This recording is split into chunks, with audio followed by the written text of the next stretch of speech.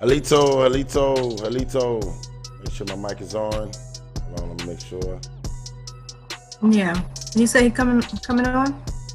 All right, we live. We live. Alito, everyone. Alito. Let me make sure. Halito, halito. Yeah, definitely So, live. Backup. For some reason, okay, yeah, my mic is working. All right, let me turn this music down. And just get to the chat, and I'm all ready to go. I hope everyone's having a wonderful morning. Or rising, should I say. Words are powerful. How you doing, Phoenix? How you doing, Tasha? Everything is healthy. I ain't got no complaints. What's going on right over here? That's what's up. What about you, Tasha? I'm doing good. That's what's up. That's what's up. So I named it, or we named it, free money, uh, hidden finances. It's a reason because it's a lot of resources that's not being utilized daily. That's been out, like Finney said last night, for decades, since at least 1968, since Martin Luther King was killed and the president signed that paper. I think it was the next year, and it's been billions of dollars have been allocated just for us to handle our business every year since '68 at least. Um, so I've been trying to find different ways. We've been working hard to try to find other ways to get this information. And as we was coming out, as we have other things that we was going to bring out, we came back around to HUD Section 3. A lot of people was asking, what is HUD Section 3? I heard of Section 8, Section 3. So we've did this build. I mean, I know we've talked about Section 3 numerous times. And I guess before we move on, this will be or just a recap. We're not about to just read every article on Section 3 because that's we'll be here for 10 years at least, a good 10 hours. So my goal was to break down quick ways to utilize, if you know you're ready to utilize, and things that you need to utilize Section 3. And a lot of people was asking what benefits are there to utilize from Section 3. So maybe we have some guests to come in today, and who I actually studied some of this stuff with, and see if we can try to answer some questions and really show people how, especially if you live in the projects or a mile around the projects, how you can really utilize this information. Let me see. What's going on with you all, Phoenix? Think about what we got going on. Um, everything is healthy. I definitely think that going back to the HUD Section 3, we'll be able to reach more people, give them a better understanding of it. Um, we're going to have to go into these areas, particularly just so we know what's going to be agreeable and disagreeable. There's so many things that we have never looked into, we haven't tried yet, so we can't say that they don't work. So now that we know these things are available, it is for us to exercise them, and it's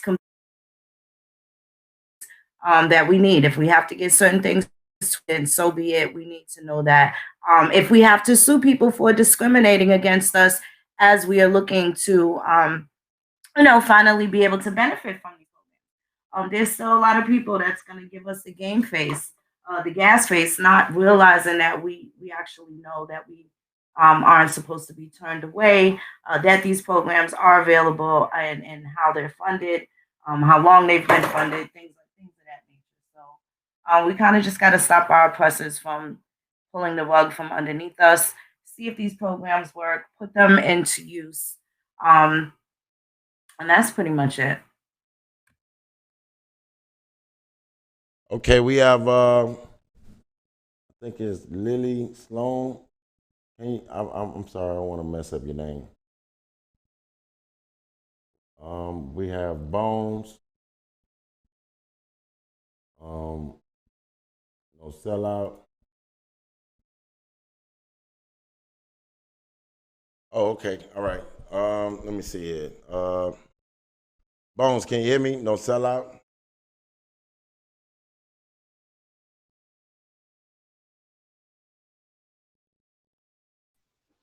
Mic check. Mic check. What's good? What's good? What's good? No sellout. What's going on, Coach? Nothing much. Nothing much. How you doing? How you doing? Doing all right. I'm doing good, man. Peace to the panel. Peace, everybody. How about y'all? How about y'all? How's everybody going? How's everybody doing? Just getting started. We wanted to run through. I guess instead of giving everybody the 4-hour version of,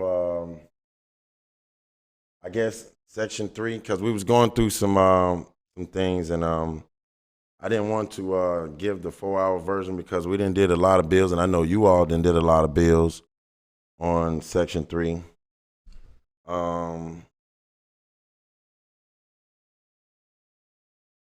I was just wanted to see if we can just ask a few questions and see if we can answer a few real quick, and see if we can help out a few folks with this Section 3 before we move forward and start giving some more information. We was just trying to move it one at a time so we can make sure people got an understanding of what it is.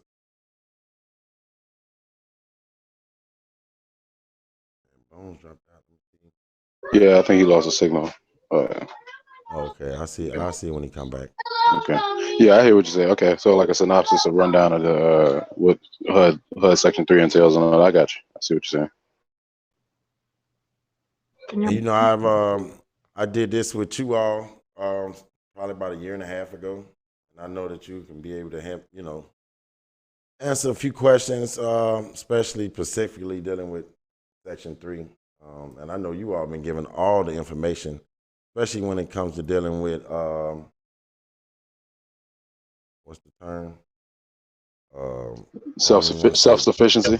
Yeah, basically Yes. Self-sufficiency. Yeah.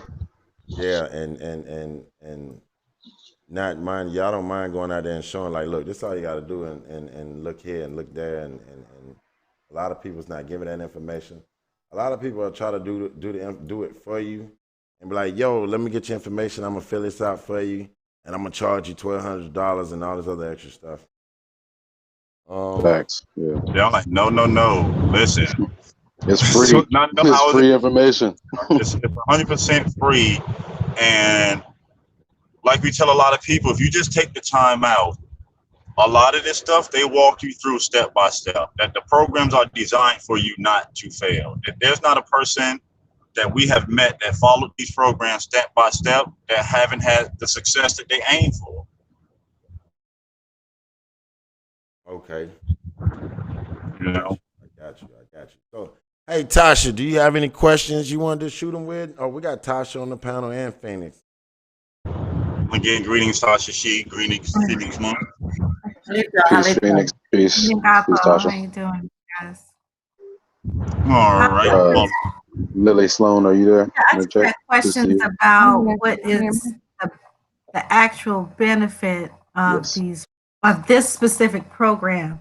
How would the average person that's living check by check, how would they benefit by this? And would they have enough time to go through the steps? And if they're working like one or two jobs, like a full-time job and a part-time job, will they have the time to go through all this stuff?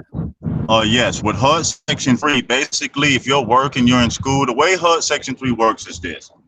There's qualified areas that they consider low income that you can find on the HUD map by putting in the zip code. If you happen to live in one of these areas, and let's say you're working 2-3 jobs, you can register yourself as a HUD Section 3 resident, giving you free programming, schooling, training for you to change the jobs or get a better job.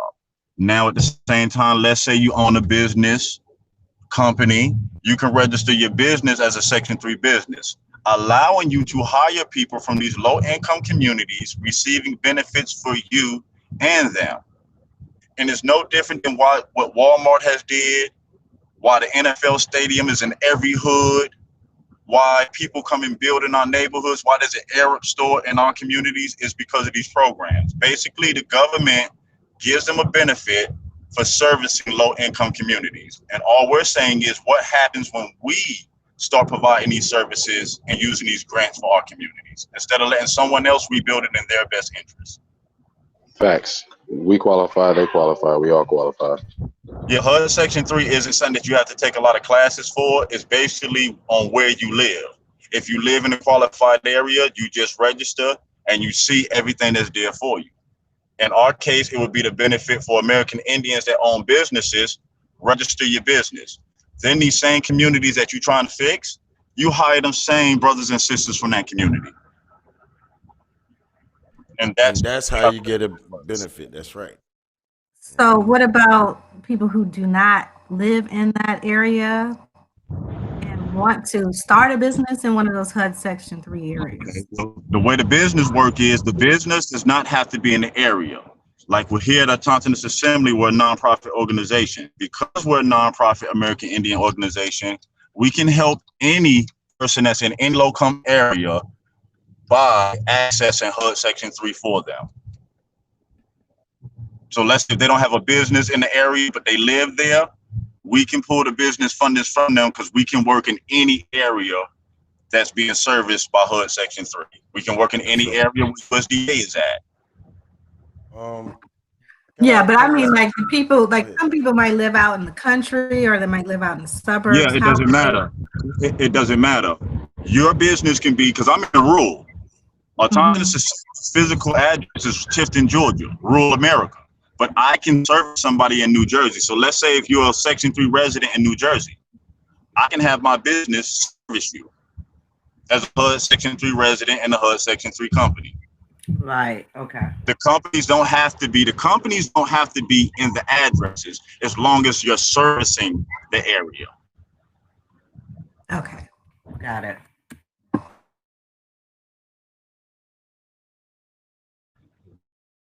Yeah, basically because it's even as a business owner.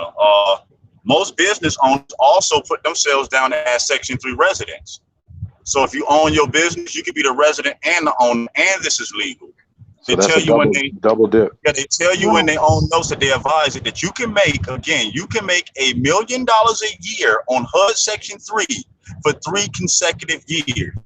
Meaning, if you made $1 million first year. Oh, you breaking up a little bit, Bone. Yeah, you breaking up. Bone. Mic check. So yeah, 3 consecutive years, meaning 1 year, 1, 2, and 3. Yeah, well, you back. You can still reside in HUD services and for 3 years, making that type of income. Right. Meaning in that 3rd year, you can take that year off. Yeah, and if you were Bones, you breaking up bad. No, chill out. You got it? Yeah, I do. So consecutive, meaning 3 in a row. So let's say you get to that 3rd year and you want to not make $1 million in that 3rd year. You can take that year off and then start another 3 years in a row making $1 million as a HUD Section 3 resident before you would have to not be able to, reap the benefits of HUD Section 3. But technically, like I said, you don't have to have 3 consecutive years of $1 million income. So yeah, and like he said, you can do it as a resident and a business. Yep. You can be a Section 3 resident and a Section 3 business registered. Double dipping. even if you don't make those, can y'all hear me? Yeah, we hear you good. Yes, we hear you. So even if you don't make that in those 3 consecutive years, if you drop off on the 3rd year, the clock basically starts over. Right. Facts. That's what I was trying to say. And that's why I was telling people that when you going as a business, because we got a lot of brothers that has the do-it-all aspect on their companies. One shop, all handyman. When you go in there, your business, it need to be catering to one specific thing. Like, that's what some of the tips that they had told me. When you go in and do that, you have a higher chance of getting the gig when this is what you specializes in. Well, and when you register your business as a HUD Section 3 business, you put in there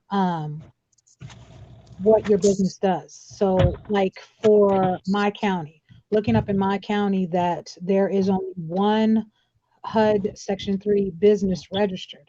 However, that business is registered under construction to do the tear down, rebuild, remodeling, renovation, like anything. It entails so many different things that are what's considered under construction, but this business is saying they do all of it. Because they the only ones that probably know about it. Because when I know when I was at the summit in Atlanta, it was so many people, you know, competing for that money. Like I know, like I think the grants have to be in by April. It's a certain day in April. The grants have to be in, and different things like that. And there's so many people competing for the money, and it don't even be us most of the time. It be other folks competing for the money because we don't know nothing about it. And I think they're getting the benefits for hiring Section 3 people, or I think it was people in a town less than, I think it was 57,000 people or something like that. A rural 50,000, area, yeah. 50,000. So if they have all that going on, that means there's no competition. You get a couple of more people in the area to find out that, yo, this is the only company here, and we can just say, okay, they got all this, and we just gonna choose one. I bet you'll be able to you can take one from them if they got all this going on, because they tell us at the summit, after doing it with them, I went to the summit, they was telling you, like, if you're cutting grass, doing bushes, doing concrete, to have one specific one when you in, because they're teaching you how to get your bids and stuff ready to, you know, to bid for these gigs, these big gigs and stuff. And he was telling you what things that they was looking for and stuff like that. And that's why I said that. That's the only reason I really said that. About the choosing one specific thing and being good at it when you're dealing with those companies. Yeah, as a business, yeah, correct. Especially, you would want to do it that way because you have a specialty. If that business has a specialty, now you're talking about triple and quadruple dipping, because now you can get extra funding because your business specializes in one particular field. That's like I right. said, these programs, you're able to flip them up to 6 times. And this is just to the USDA. You can flip USDA 6, 7 times, and all this is legal because the programs tie into each other. Basically, no one does business by spending their own money out their pocket. If you do that, realistically, your chances are very slim, because now you need overhead for the business and overhead for your daily living expenses. And that's very hard in this economy to do it that way. Bingo. Well, you said a heavy hitter then. That's all I be trying to tell folks. That overhead, that keeping that cash flow at home and doing the business and letting the business take care of itself is major. That's major. And then, like someone said last night about the business credit, that just helps. But when you get into these, if you're a professional, not landscaper, hardscaper. If you know what a hardscaper is, a person that don't do the land, but they do like the sculpting of the concrete and different things like that. And you got a whole bunch of jobs that you done already done to go on your resume with a website. Oh, you in good business. You're in real good business. They're gonna start. You're gonna get gigs. You're gonna get gigs. And if the people that you're hiring, if the people that you're hiring lives Section 3 qualified, you're dipping some more, like it was just saying. So there's plenty of ways that you can benefit from helping your own. Well, you self-identify as you self-identify as a Section 3 resident and business. Yeah, there's a portal. There's a portal for you to go and register and do all of that stuff with HUD on the HUD website. Right. So even though you may be registering as a HUD Section 3 resident or business, you may not do the work yourself, but subcontract it out to people who actually do the work. Right.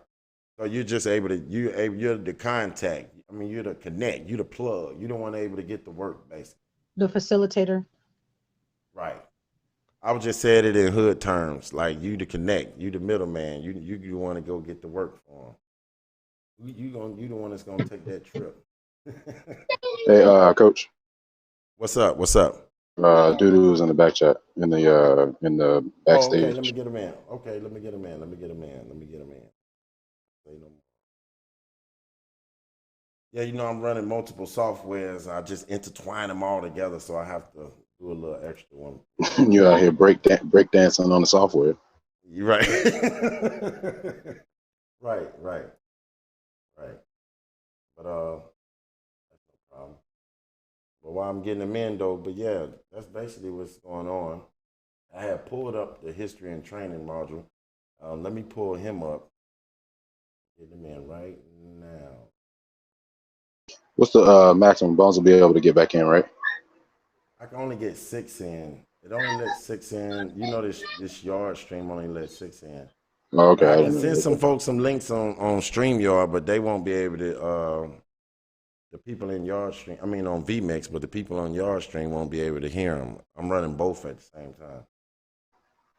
Literally, we're gonna rock paper scissors for which one of us. If need be, I can drop back. Rock, paper, scissors.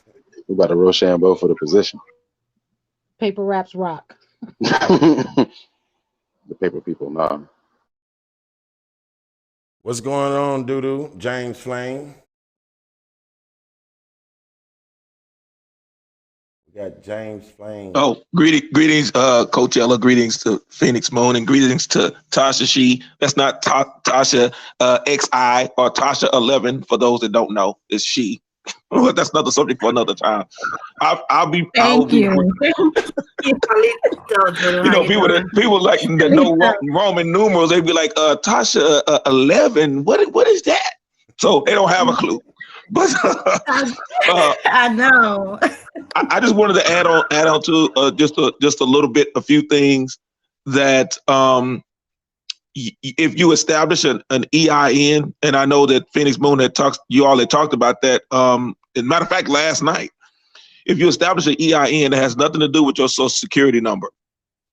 Now, if you are staying in public housing, you can.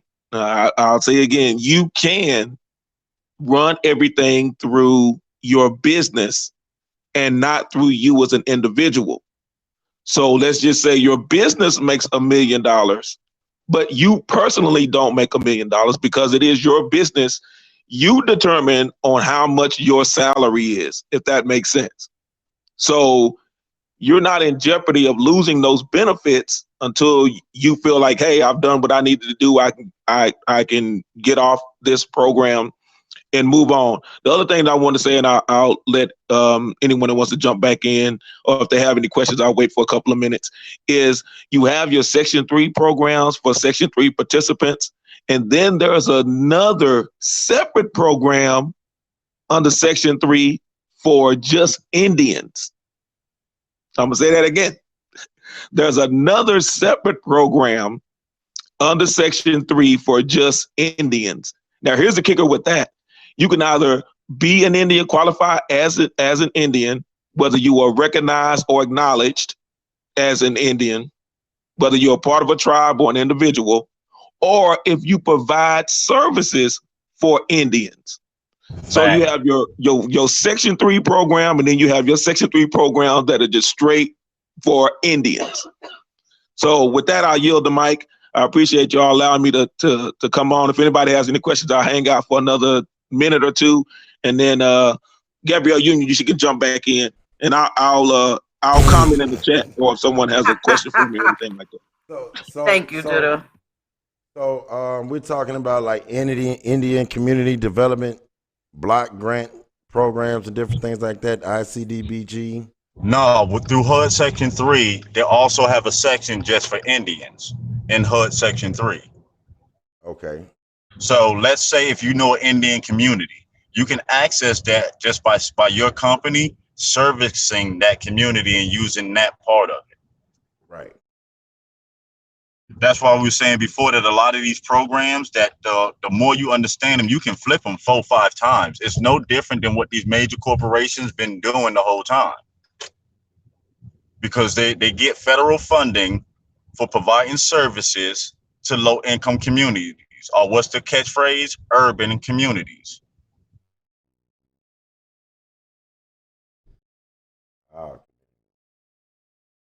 Know it. At the end of the day, that'll do it. Okay, let me see here. So I have this portal here. Let me just pull this up real quick. And let me just flip this over here.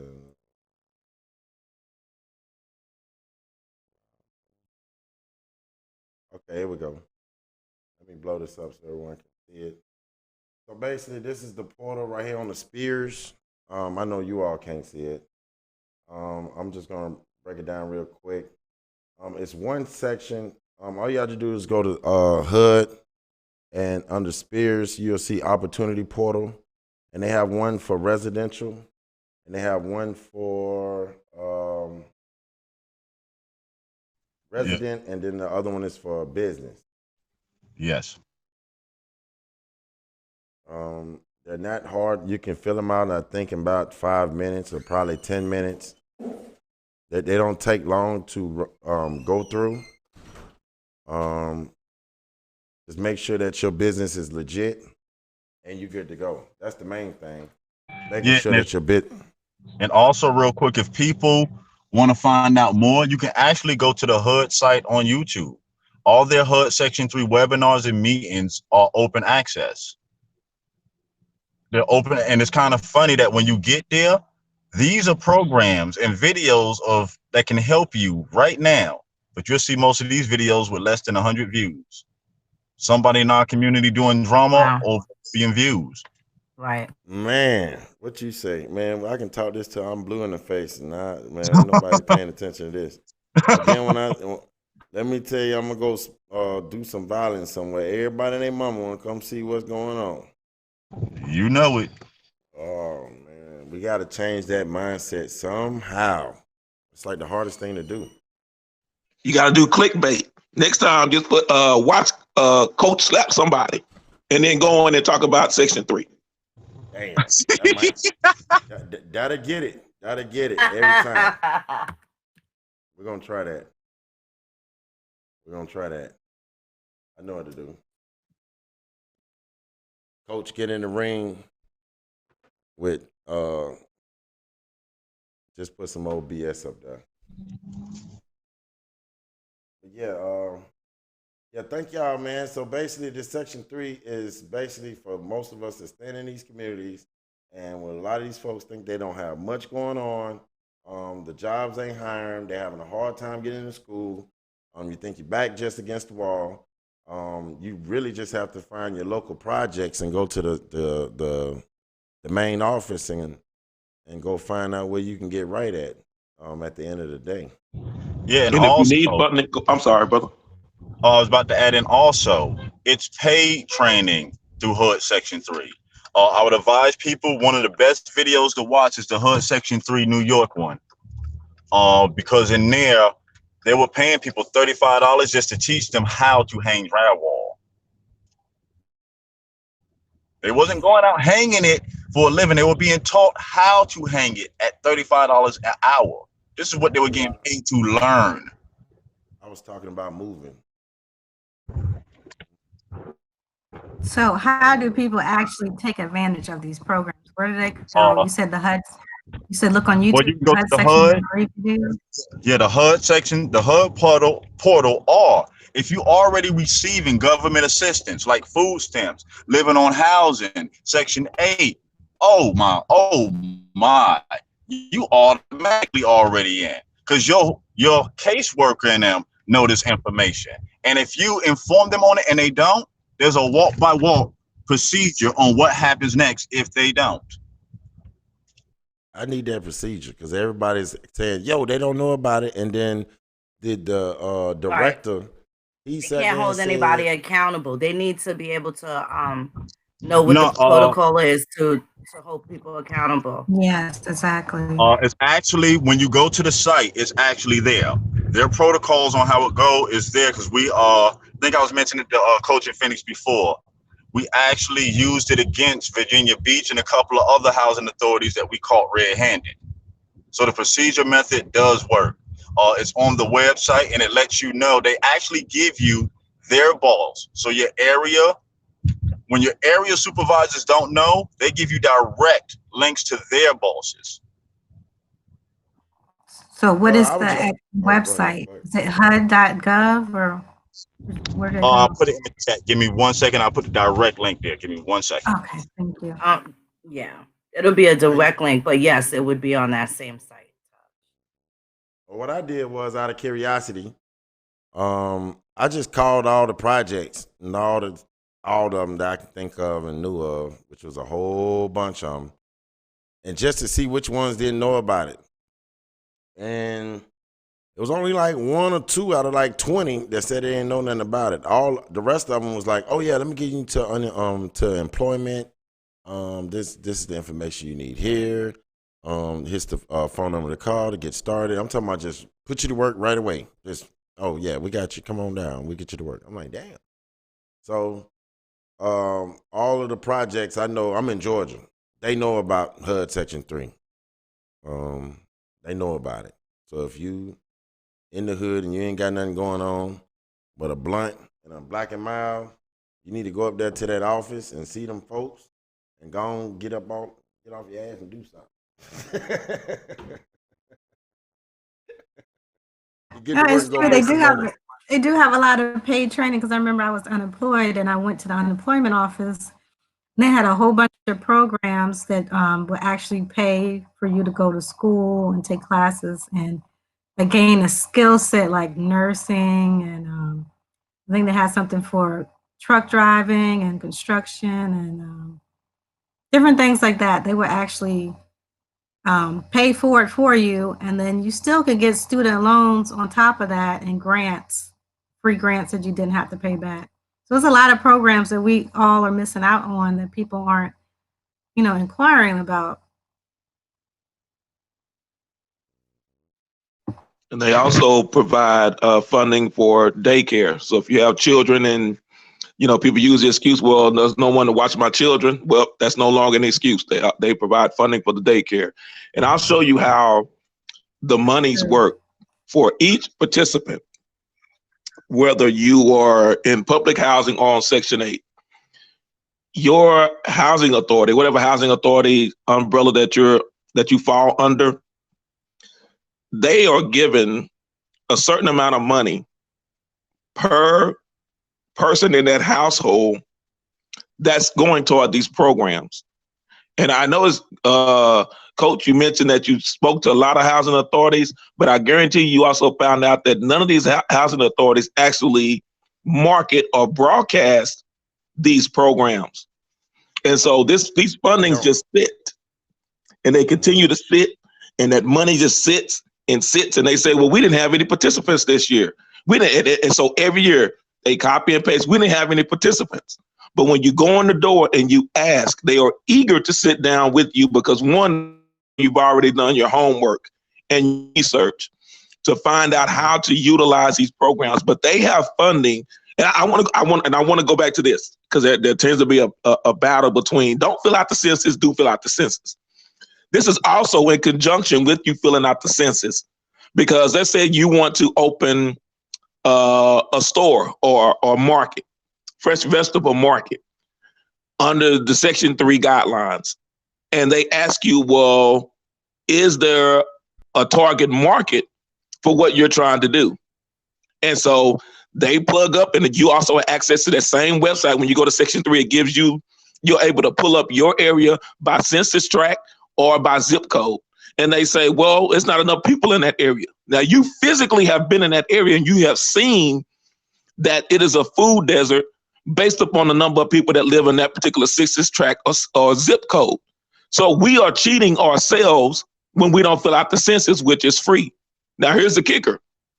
You don't have to go into details on how many cars you have and all that on the census. You fill out the information that is vital. Make sure you are counted. All the rest of that doesn't matter. Make sure you are counted. That is how they continue to get the funding, and how you have proof that there is a service that is lacking in the community in which you're trying to serve. I yield the mic. That's right. I Also, appreciate that. That was I totally appreciate that. I agree 100%. Why the census is important, and also let's just keep it real. Didn't we find our ancestors using census records? So what makes these people think that we should be completely avoiding that, knowing that we are looking to make sure that our presence is known 200-300 years from now? correct. Because they didn't find their ancestors. That's why they didn't do their genealogy. That's why they're telling people not to mess with the census or genealogy.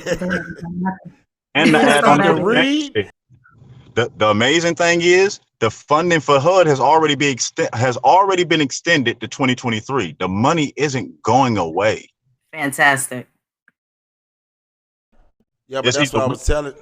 Oh, go ahead. I was saying either we gonna use it or we're gonna let other people who might look like us, who might not look like us, but we know do not have our best interests, continue to rebuild our communities in their image. And when you allow that to happen, you can't even say anything because you had a choice. Right. Oh, that's true. It's a lot of people. Yeah, it's a lot of foreign people coming over here. I remember I was in a business class. They knew about all these different programs, and they were definitely using it to build their business. Listen, they teach them, and they nationalization programs, they teach them about these programs. And they think all of us don't. Why do you think a lot of foreigners will call you lazy? Because they think we know about these programs, and we just not using them. And true indeed, some of us know, some of us just blow it off. But we have a chance that if for those who really want to make a change, and then, again, this is just one program out of thousands like this. Right. Oh, Coach, sell out the city still backstage. Tell them I'm on the way. I'm on the way. And again, think about HUD Section 3. It is not illegal for you to use HUD Section 3 right along with USDA. You can use HUD Section 3, USDA, and a microloan. You can use HUD, USDA, microloan, FHA. You know what I'm saying? You can use a lot of these programs together to rebuild a whole community. Like I said, we broke down how a sister, they wouldn't allow the sister to move in the neighborhood. Did you think the sister sat down, cried, did a live stream, called anybody names, got racial, radical? No. She dove into the program and built her own community. Now this melanated sister is working on her 7th community, y'all. There's brothers and sisters that look like us that's actually doing it. How do you think they turn around and call Atlanta Chocolate City? You might not like that these people identify as African Americans, but they use these same programs to rebuild Atlanta back in their image.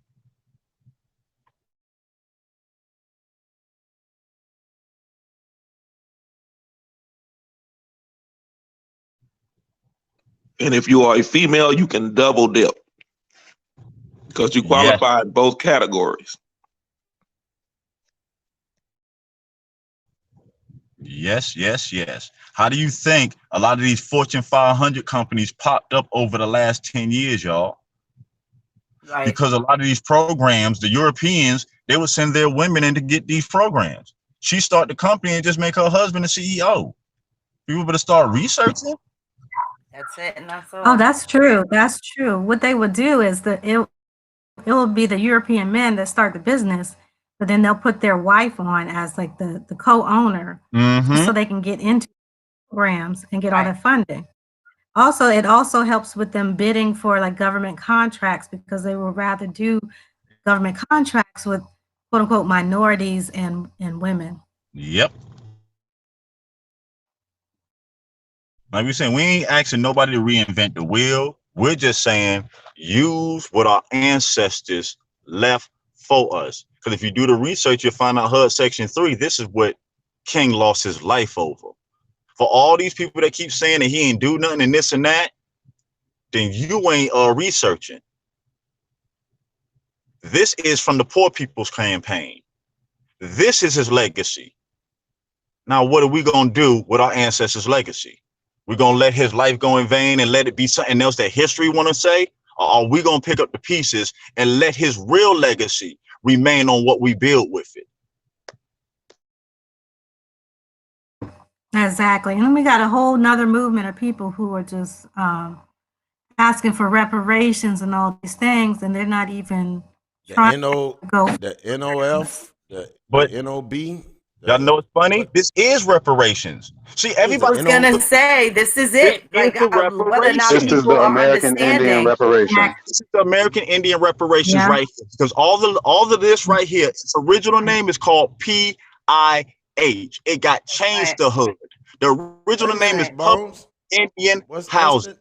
What's the name of it again, Bones? Public Indian Housing is named. There are no HUD codes. They're PIH codes. PIH. Why would you have public Indian housing? You have public Indian housing because at this time you had Indians living on reservations. So they designed the program for the urban Indians that wasn't living on reservations. HUD. PIH. What is HUD? Housing and Urban Development. And who is urban? The Indians. Right. Who they used to talk about as Jews, urban this, urban that. They don't say it no more. Yeah, you don't hear no urban. Oh, that's urban Spain. Oh, that's an urban European. But you hear that about us. Damn. That's some urban Indians. Urban folks. Think about it. Right, urban Indian is actual title that people don't know about. Look up urban Indian, brothers and sisters. It's an actual title. Absolutely is. It absolutely They know that millions of us are living around these cities. They know that we don't know our tribal affiliation because it was erased from it. They know this. And it's just like Chief Warhorse has said. Being part of a tribe doesn't make you an Indian. It's what you do. It's the culture. Because right now we can all agree, okay, this is our new name as an Indian. What does that change? If we don't embrace the culture, if we don't change our morality, if we don't build, if we don't teach our children better, so what if they called us an American Indian? They can call us all that right now. What does that change? Sorry. There's no easy.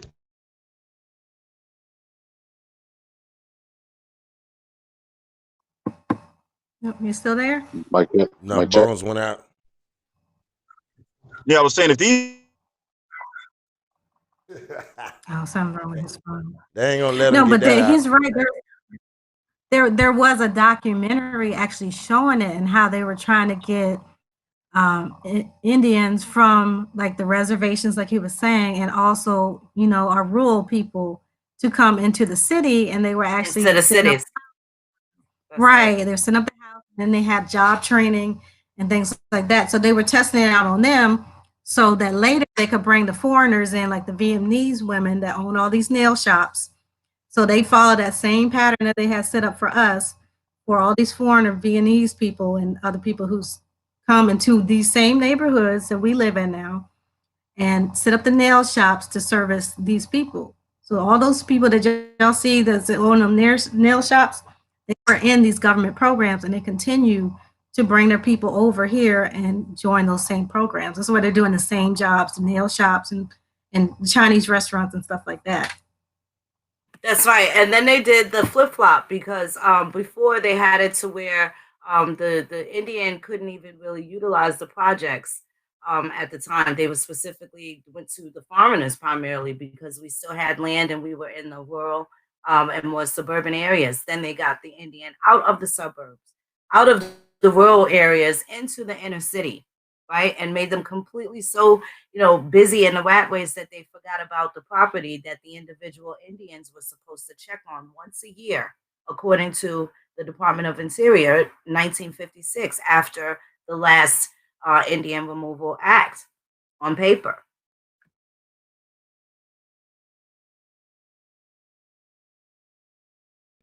Let me go. Exactly right, because that's what got us away from our farmlands. And as my granddad used to say, we saw the city lights and headed to town. And now it's reversing, and under USDA, they're trying to give us the farmlands back because these foreigners know nothing about the soil. Our It is our ancestors that knew about the soil over here. So checking the USDA, but it still goes back to, as what Bones has said earlier about that PIH, and I tell people the letter I am smack dab in the middle. It is all for you. So anyone that's telling you not to take advantage of these programs, then you know where they stand and you understand their agenda on what they are trying to do. Because these programs are out there specifically for us, made for us. And I'll say this and I'll yield the mic. When he mentioned about Reverend Dr. Martin Luther King and what his legacy is and the poor people's movement, and for those that say he hadn't done anything, he went to DC and they got the check. Now, are you going to cash it, or are you just going to put it in a frame and keep complaining about you don't have the funding to do what you need to do? I'll yield the mic. Think about it. He told us. He told us. What did he say? He said, I made it to the mountaintop. I will not make it to the other side with you, but I made it. He told us and we wasn't listening. That's why I tell everybody, go back and listen to our ancestors speak. But we have to learn how to do this without the emotion. See, what they learned about us in these 200 years when they studied us, they learned our trigger is emotional. When we get emotional, we don't think rationally. And I don't care how people want to think. This is the truth.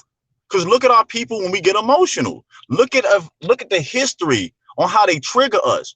They show us something on TV and we act exactly how they want us to act. Every time. Every time. I'm guilty. I didn't show my ass a few times. I had to learn how to control myself. I mean, we all are. Ain't none of us on this panel. And listen, none of us are innocent, because until we knew better, this is what we did. And that's why, me personally, I feel like a lot of us, we have a greater responsibility, because we were the ones during the 90s that helped them push this African culture on our people, whether you like it or not. Go back and listen to the music. Go back and look at the clothes. Now, who is these teenagers running around doing all this? Us.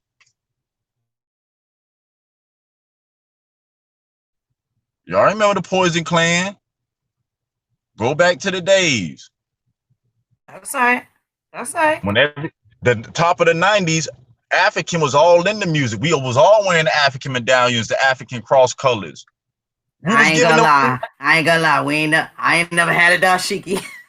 Yeah, you know, I ain't going that far. No, but we were surrounded. We was completely surrounded by that. I can't lie. You know, we had Malachi York, and we had a whole bunch of stuff going on out here in New York. So it was almost impossible. Now, we definitely embraced Blackness. We definitely did that, but not everybody was a part of the whole, you know, hey, Sister Nubia, African King thing or whatever. I don't mean to that. Yeah, I don't mean to that extent. As far as the pro-Black is concerned, we were definitely conscious and very, very much into our people, all skin folk.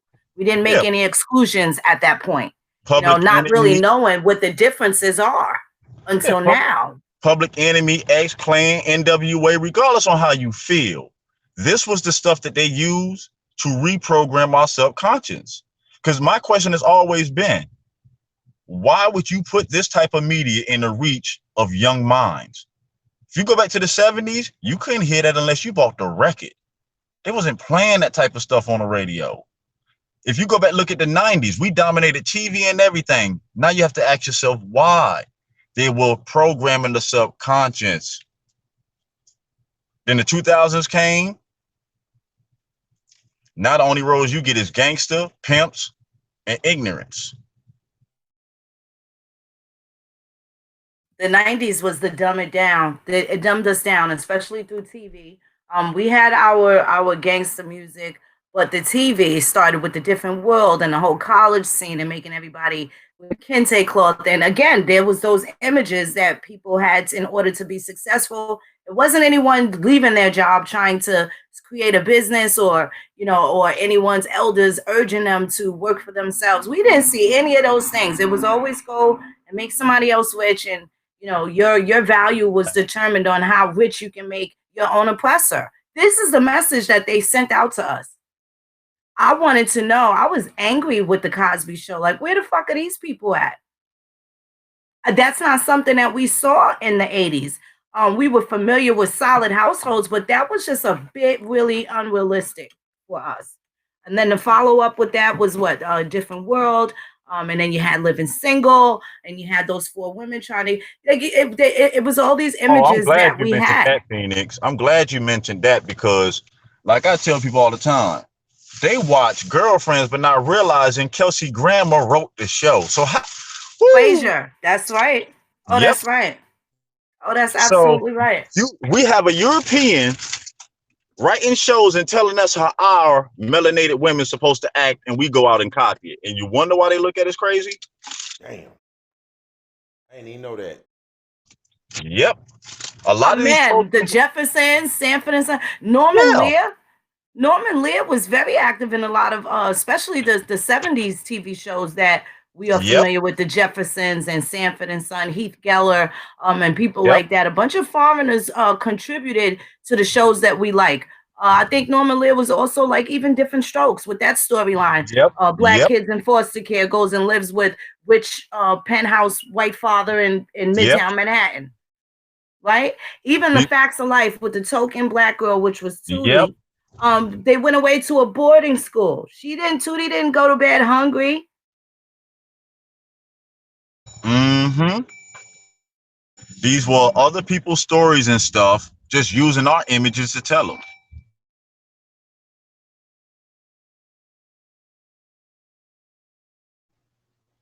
Oh, and again, these are some of the things that we have to take back. We have to take back because we have to now control our narrative. We cannot allow other people to be in charge of it. But here's the thing with that. They're not going to do it for us. They capitalize off of having it the way that it is right now. That's Yep. our job.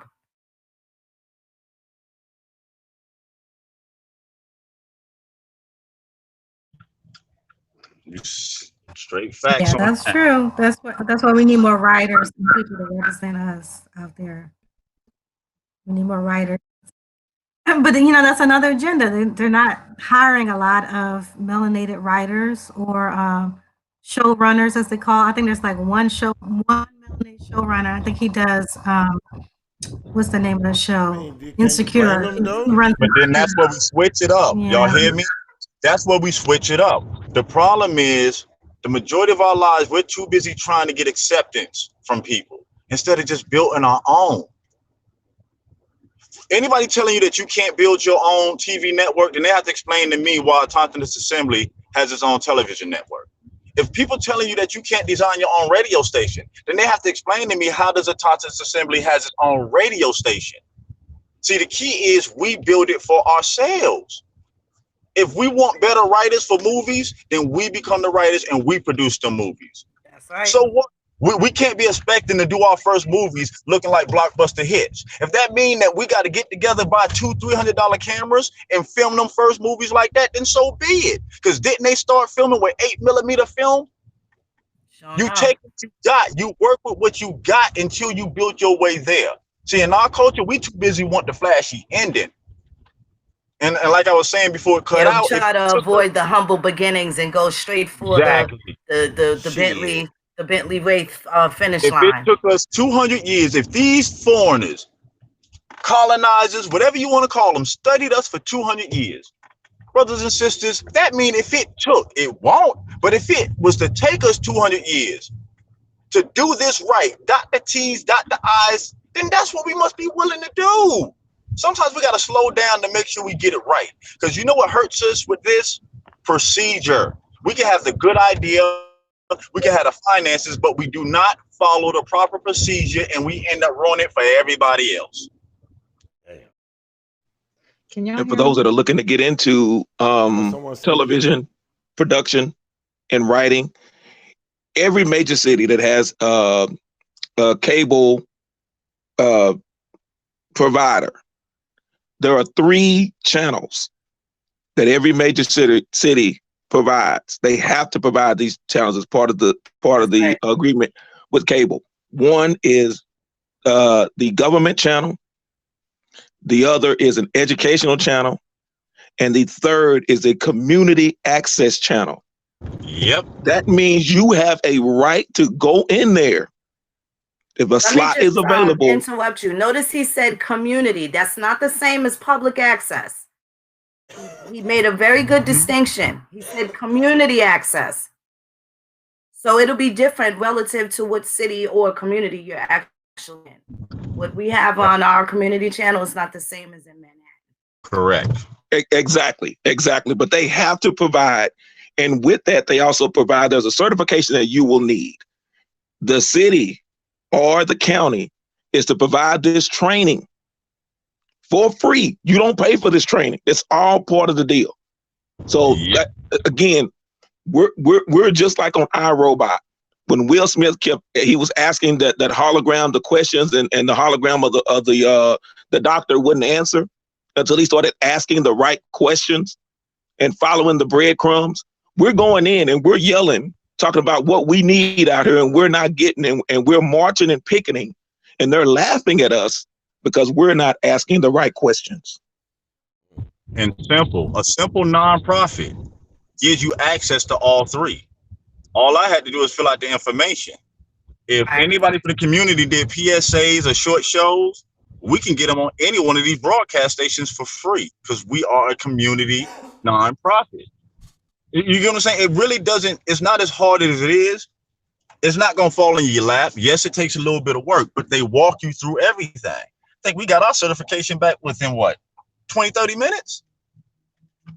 Also, just keep in mind with having that flexibility, people don't realize that you would be able to, at that turn, also public access would have to be given through the major channels, such as the ones that Clearview owns.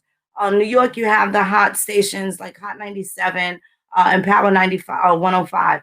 You are actually, because of them using our airspace, we can use that for public access time. Generally, the only people that use that public access time is gospel. It's not because people just love gospel and want to hear Mahalia Jackson and Kirk Franklin get down on Sunday. They actually use their nonprofit organizations to get that time on Sunday. There's no specific time. They just happen to use that time to schmooze people while they're getting ready for church, whatever service you're at. Sunday, you're going to hear a bunch of gospel music on most of the major radio stations. So definitely keep that in mind. That's how they're able to do that. That's what actually also helped them get gospel music into mainstream. They go platinum and they can drive Bentleys and stuff too, singing for their God. We got these niggas over here driving Bentleys doing the same thing. They're making money destroying and making derogatory statements against our women and grieving their pain and trauma into these lyrics as well. It's a bunch of it, right? And then you have the gospel people and they're singing, but they're getting paid off of it just as well. They make the same dollar and it all spends the same. So a lot of these things we have access to. We just don't know what's available. And then there's also the Negro that has everything in front of them and they still won't do anything about it. Those are the ones we're able to identify now. And we can't take the spotlight off of them because they are distracting. And they are going to make all sorts of noise, especially if they see the rest of us trying to get to the finish line. We got the game kind of sewn up at this point because we can see what happened historically. We can follow along just with our own stories with and then, you go from a crowd of 20 to maybe 5 solid people at the end.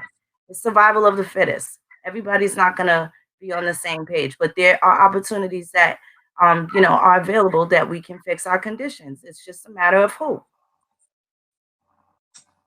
Okay, so I know people sitting back like, can y'all break it down for grandma and the children on the steps that they need to take and where they need to go to start to get the ball rolling? Because I know people, they're not going to read all that stuff. So the average person who really wants to get things done and wants to be a part of these programs, what should they do? What are the steps? Coach had mentioned it earlier. Go down to your local housing authority. That's it. Go down there and tell them that you want to participate in the Section 3 program, or whether it's a self-sufficiency program, and they have representatives there. Now, what I would advise you do is take a pen and a pad, or if you can't, use your phone to record the conversation. Because if you catch them doing discriminatory practices, now that's a whole new level. There's a number that you can call. The Office of the Inspector General, the OIG. You can send them a call, you can send them an email, and trust me, they will follow up. Because I'm not saying any names, but someone was doing some following up, and someone that was in a position at Virginia Beach that Bones talked about earlier is no longer with that authority. So when you speak up, when you speak up, things happen.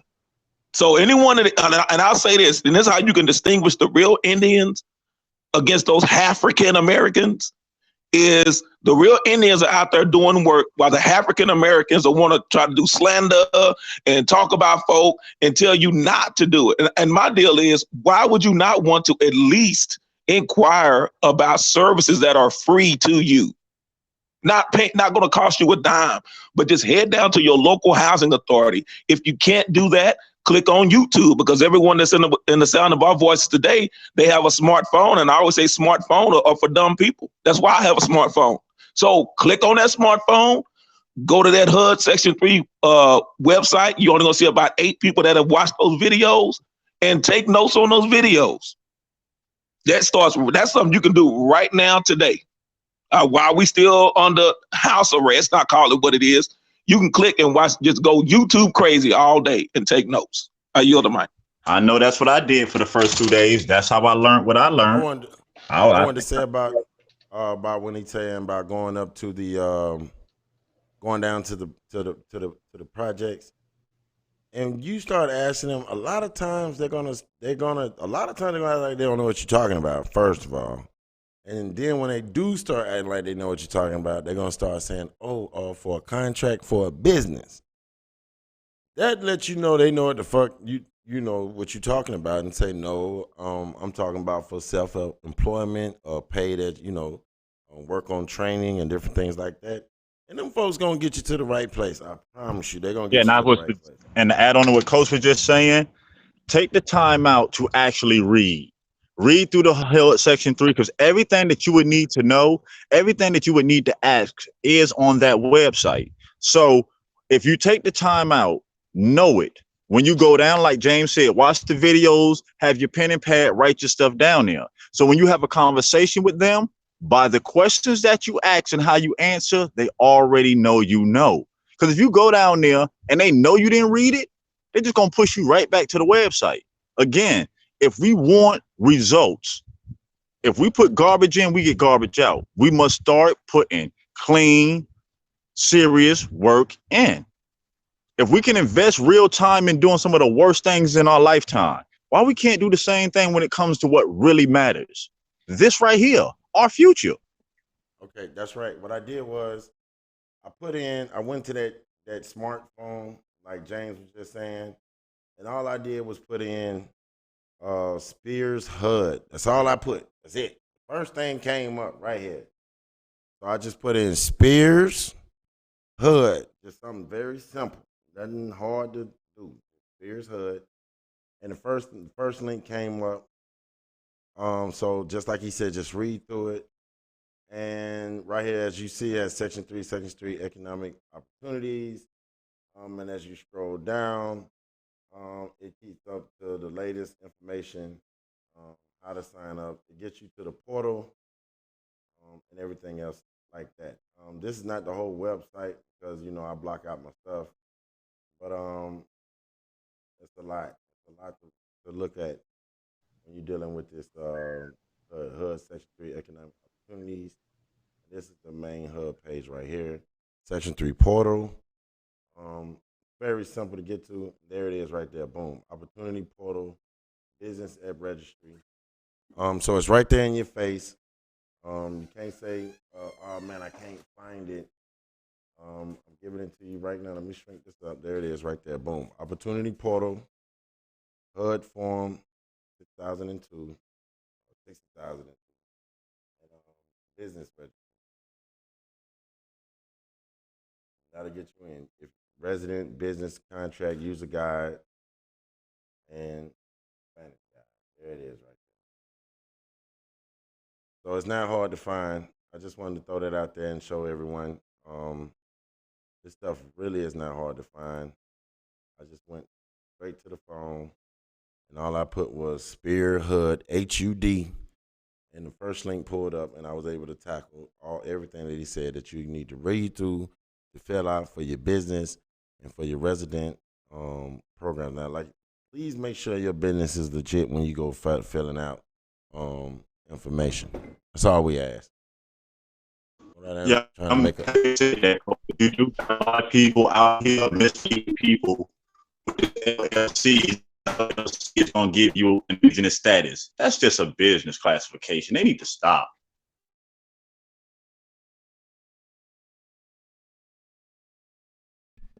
I don't know why they doing that.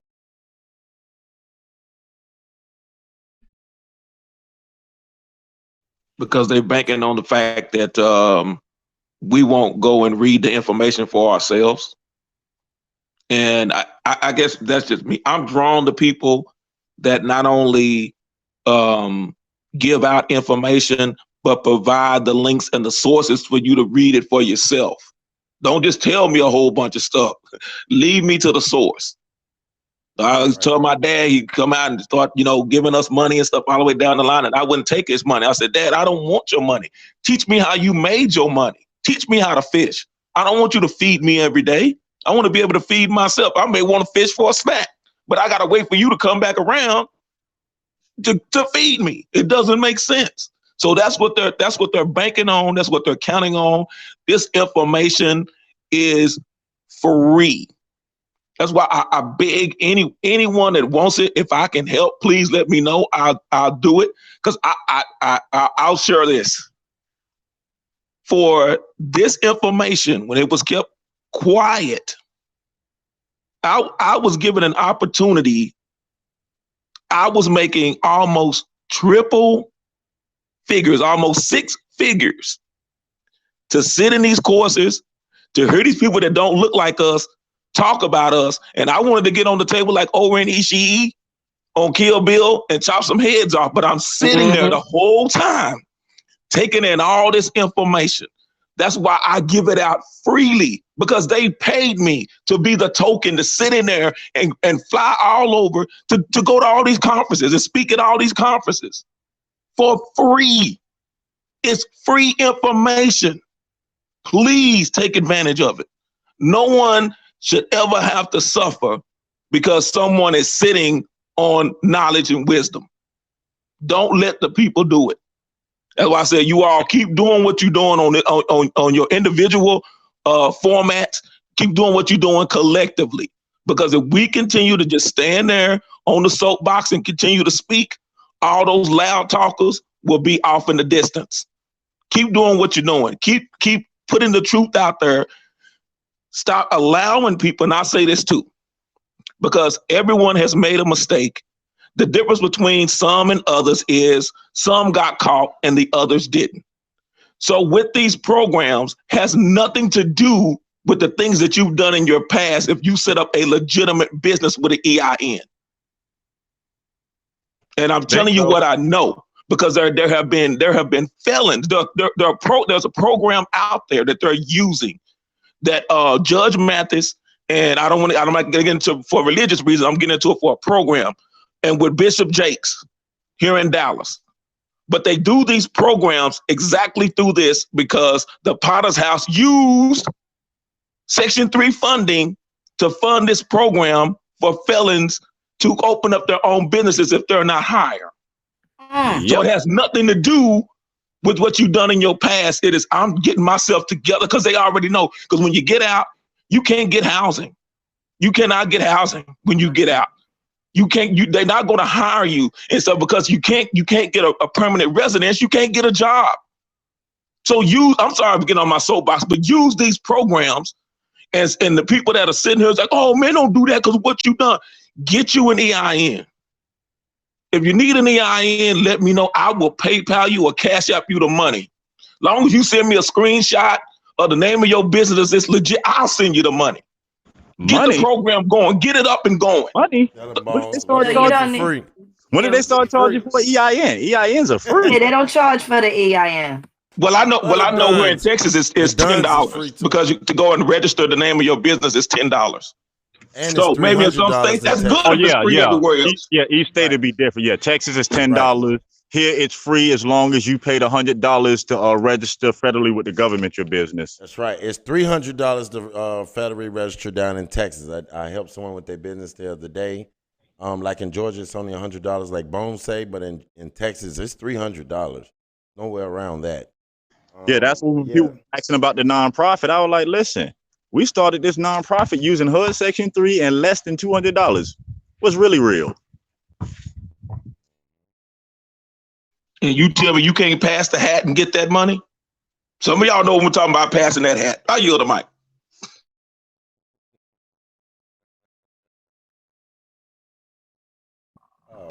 You know, some of the people don't want to pass the hat. That's a big issue in our community. People want to be the star, crabs in the barrel, right? We see what how these other people are doing things instead of promoting everybody, all of us getting this information out and helping each other grow and do better.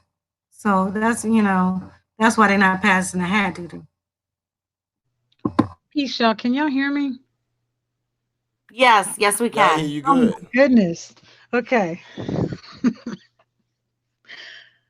Ain't nobody thought you was talking on mute. This thing is crazy. Horribly crazy. Okay, so fast forwarding to current, everything I've said. The more you know, because a lot of times when you go to people are employed in these departments and don't really know the full ins and outs of what the programs and what the the funding entails, the more you know is definitely absolutely helpful. Just want to add that real quick, especially dealing, like if you go down to your local HUD office, the more you know, because a lot of times they may not know as much as you do and they work there. So for right now in the quarantine, how should they contact them? Because you guys keep saying going down to the office. We can't really do that right now. Basically, you can call right now. You need to be getting your business on point. Yeah, if you're doing it as a business, get your business stuff down, but you can also still deal with them because we do it every day through the nonprofit online. All the services, all the grants, everything is still running. They're doing it directly online. All the webinars, they did all the classes through webinars originally. So this virus didn't affect how they do business. Right. They'll email you back and forth. You can talk to them on the phone, email back and forth. They'll still be in contact with you, and you can still be in contact with them. Yeah, they even adjusted some of the training classes through HUD to directly online, so you can still get everything done and out the way. Again, it's how creative are we willing to be with these programs to fix our community. And also, when you go on the website on the Section 3 and you register using your email, you get the alerts for these webinars, free webinars. So if you forget or you're not aware of a webinar, you'll get that email alert. It'll pop up on your phone and let you know, hey, in 5 days or 3 days, and then it'll send you a reminder. Trust me, I got a whole folder full of them.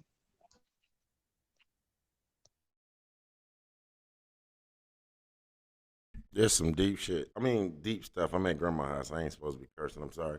But yeah, that's some good. That's some good information. I hope everyone really utilize this information because I know we said this at least 1,000 times, but we have a new audience and a lot of people that never heard of this. Last night, a lot of people in the chat were saying they never heard of Section 3.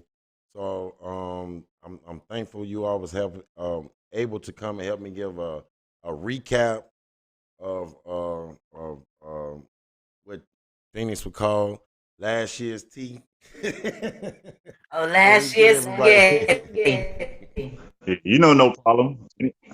Listen, for all y'all that's been out here for the longest helping the community, just keep doing it. And like I told y'all before, if there's anything that we can do to help a community, let us know. Closed mouths don't get fed. We are all here for the same reason. The same call brought us here. Let's don't let this go to waste and we be sitting down 20, 30 years from now talking about what woulda, coulda, shoulda when we could do this right now. That's right. Oh, and I'll jump off, but I wanted to just jump in right here, like I said, like double dutch and get in where you fit in. But I wanted to say this while it was fresh on my mind.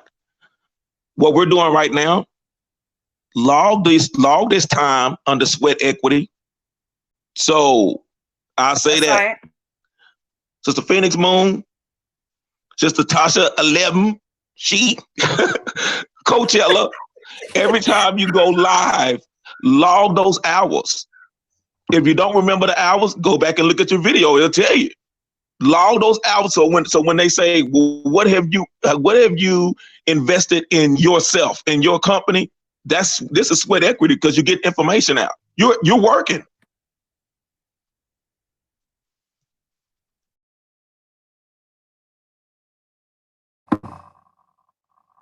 That's right. You went Thank out. you. You guys please Definitely share this video appreciate out. you guys for Yeah. speaking to us. Hi Lily, I didn't get a chance to speak with you during the broadcast. But definitely Bones and Doodoo, I appreciate you guys coming on here. Thank you. Thank you. This was fantastic. Please share the videos out. We're trying to get more people over to Grandma No Grandma Killer's page. Please like the video, you guys. We're going to be bringing you some more videos like this. Very valuable, important information that's going to actually help you in your life. Okay. Facts. So please subscribe over there to Grandma so we can get that page up and running, and getting more people out and getting more people informed of everything that we got cooking and going on. It's a whole. That's just like I said. That's last year's tea. It's so much. Like Bones them did a live today on some things about starting your own museum, libraries, and different things like that. So it's really serious to get in tune on the things and the things they have for us, especially when they're talking about reparations. Who is that? The AOD, the ALZ? I don't know, but yeah. Just get back to what we're doing and just really see what's out there for us at the end of the day. All right, anybody else got some closing statements before we go and we get out of here? Because y'all know we don't want to make it too long. We want folks to be able to get back and get this information. No, I think I'm all set. I just again wanted to thank everybody for coming through today and having this conversation with this bill for the people. Much obliged. Much obliged. Right, Tasha. I just wanted to say that, if you really want to do this, you really want to better yourself, just get onto the page, go to the HUD.gov page and just start. A lot of us got extra time right now, so it's no excuse to be going for your goals and trying to better yourself and better your community right now. And share the video out and let other people know what's going on and how they can, because, the more people we have doing good, and that's the less problems for you and your community and worrying about people knocking you over the head for a loaf of bread or anything. Just, it makes the whole environment better for you. Okay. So to better yourself and to help others better themselves betters everything. Okay.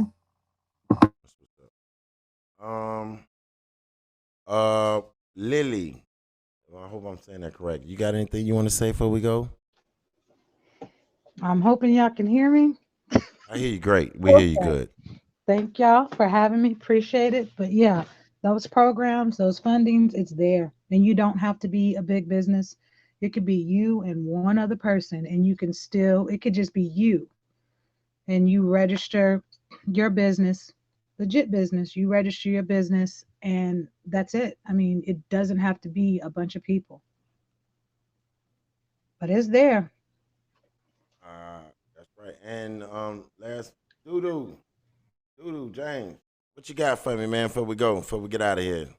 I was just going to ask you all on the No Grandma's Killer page, can you all do a Norman Bates link? Because, Norman Bates killed his mama and had all the bills in her name. Come on, son. So y'all need to go ahead. Hey, what? I don't think Grandma gonna like that. But hey, no, I'm saying for those, because you got some of those out there too. That hate their mama, kill their mama, but got everything and they driving their mama's car, all the bills in their mama's name, no responsibility. So that falls under that no grandma killers as well. You got to watch those too. It do. But I appreciate y'all allowing me to come on and deal with my sense of humor and keep doing what you're doing. Like I said, I listen to the program. Sometimes I don't get a chance to listen to y'all when y'all go live. But when everything calms down, calm down here, because between doing homeschool and everything, like I said, we all under house arrest. So, but yeah, keep doing what you're doing. If you have any questions of me, please reach out to me and let me know. But don't let people distract y'all from doing what you need to do. Stay on the straight and narrow, because you got those dogs always on the side of the road that's barking, and they'll run only so far. But you just keep riding your bike past them, and they'll go back to their yard. I yield the mic. Appreciate y'all. Yeah, we appreciate you all for coming on here. Thank you. Thanks everyone for coming out. Subscribe to Autonomous Assembly, aka the Cab Show, and also subscribe. Make sure you go to Grandma's house. Get those links out to everyone so they can get this information. Ain't too much fighting going on unless you go over there and check out my boys. They're gonna be beating some folks up as soon as this clear up. We got some fights lined up we supposed to have, but coronavirus kind of slowed us down. So if you want to see some fighting, check my boys out and support them. But other than that, man, we out. Other than that, I'm out of here, y'all. So other than that, y'all, peace, and I'll see y'all later. Peace a lot, you can. And